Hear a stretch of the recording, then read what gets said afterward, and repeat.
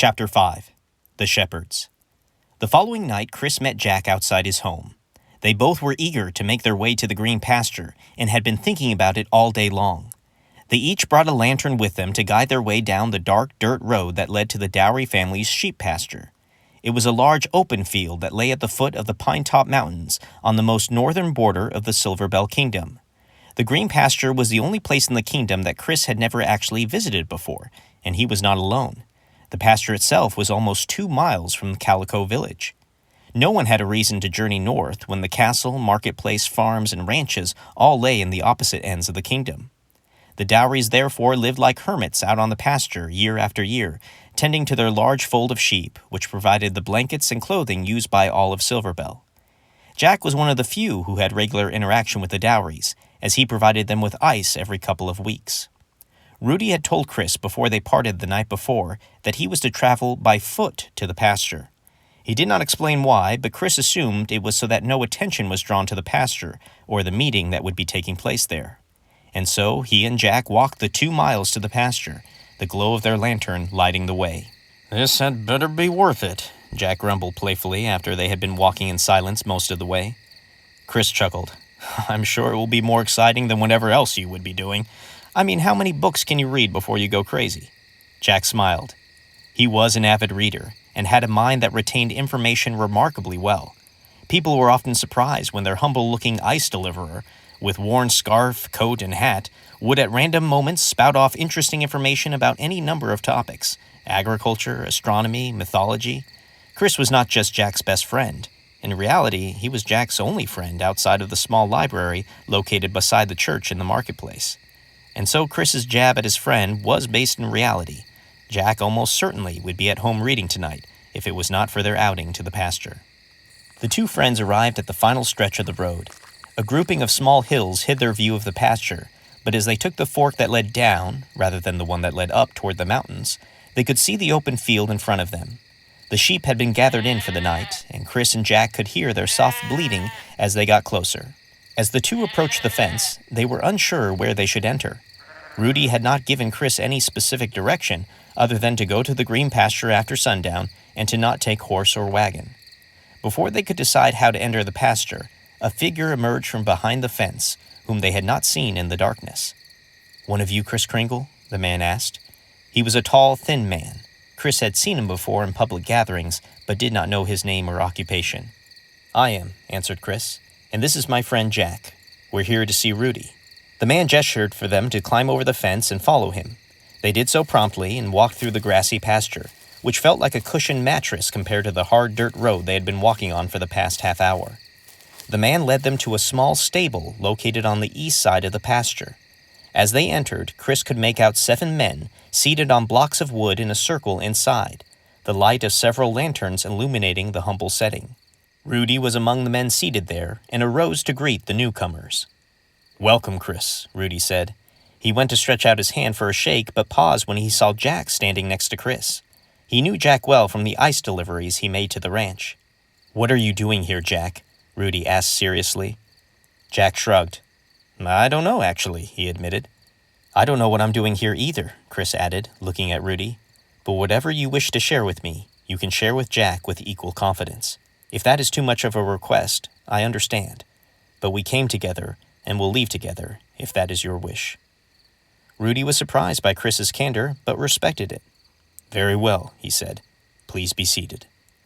The man who had escorted them to the stable grabbed an extra log of wood for Jack to sit on. There was now a total of 10 of them seated in a circle. Chris looked around and was shocked to see his own boss, Mr. Elpert, seated across from him. He gave Chris a friendly nod as their eyes met. Rudy sat down and looked directly at Chris. "What we are about to share with you is of the utmost secrecy," he began. "I cannot stress that enough. Everything we will share with you tonight cannot be shared with anyone else, no matter how much you trust or love them. Is that clear? Do we have your word?" Both Chris and Jack answered in the affirmative. Rudy looked at the ground, deep in thought. "Seated in this circle are the men known as the Shepherds, though they are only known by that name by each other. We are a secret organization designed to protect the kingdom from those who would wish it harm, including and especially the rulers of the kingdom." Chris furrowed his brow in concern, but he thought it best not to ask any questions this early in the discussion. The concerned look, however, was not missed by Mr. Elpert. "Don't worry, son," the old rancher said. "We are not here to overthrow governments or incite chaos. On the contrary, our band of brothers exists so that good men in power are given the support they need. Our motto reflects just that," Rudy continued.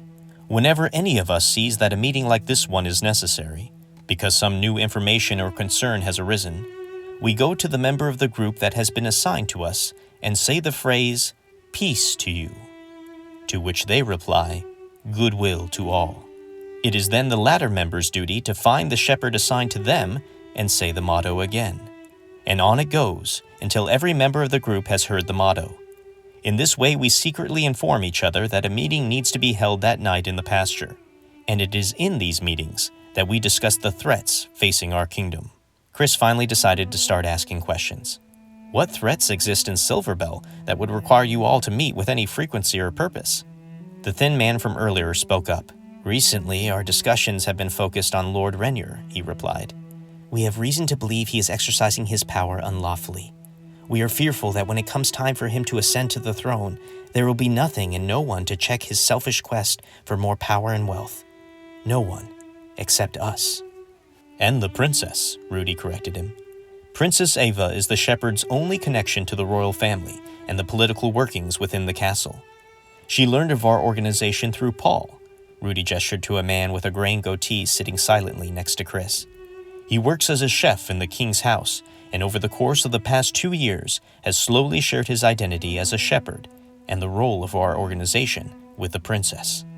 He believes her to be completely trustworthy. It is she who has shared the information about Lord Renier's disturbing actions with us." "What has the prince been doing?" Jack asked simply. Rudy looked to Paul to answer.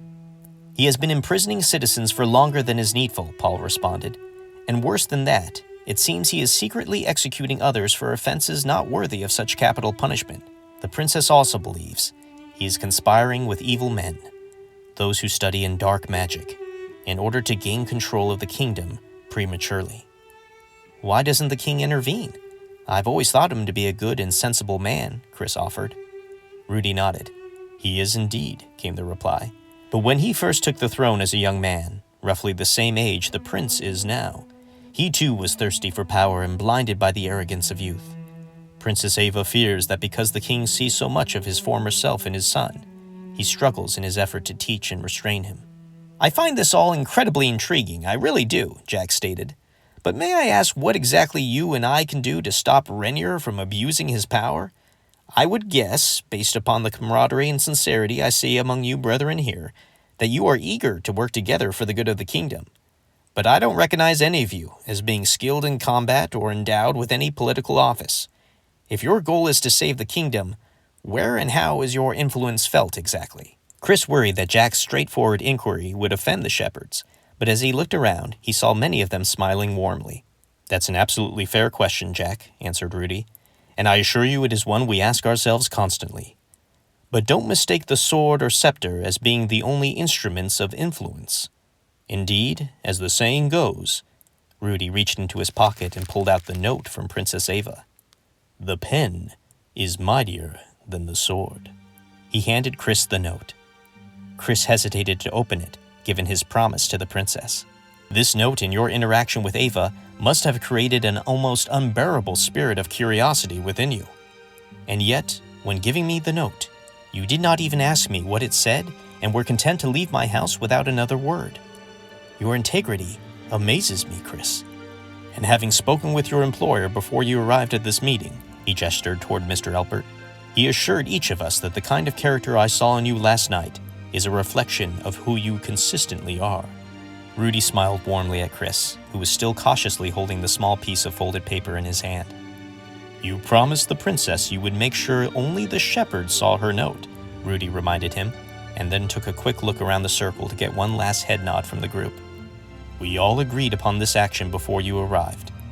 Chris, you can now open that note without breaking your promise." Chris looked at him confusedly. "You are now a shepherd."